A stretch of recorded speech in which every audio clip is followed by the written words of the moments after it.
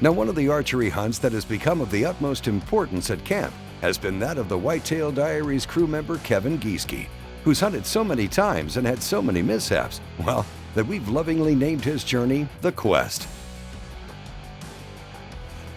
How long does it take to make a TV show? So far, year.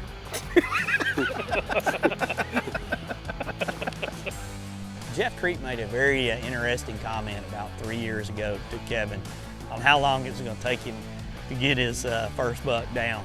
And he said, it's going to take you 3 years. Now, I didn't agree with that. I thought, no what.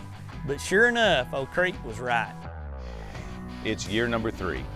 I picked up a bow 3 years ago, wanted to learn what the hunting side of television shows is compared to doing the camera side, which is what I've always done for the last 20 years. And I have to say, it's been a learning curve. It's been a learning experience all the way across the board.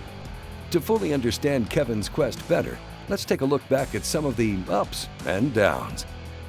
Fall of 2012, Kevin learned the hard lesson of making sure your arrow is fully nocked. There's a doe out in front of us, and I pulled back, and that doe stopped right behind a tree, right where I couldn't get a shot.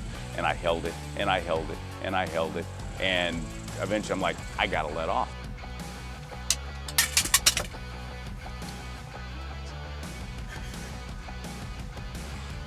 In 2013, Kevin continued his bad luck streak, but at the end of the 2014 season, well, he had a chance to finally end the quest when a big, mature buck walked into range.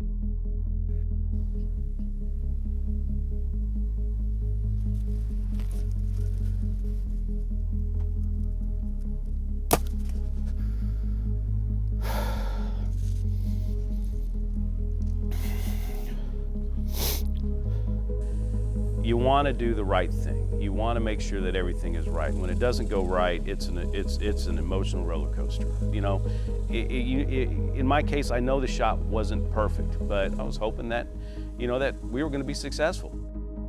Kevin and the crew tracked his deer into the next day, but were never able to recover him. All the way through that, the emotions are up and down, and I think they're that way for the group.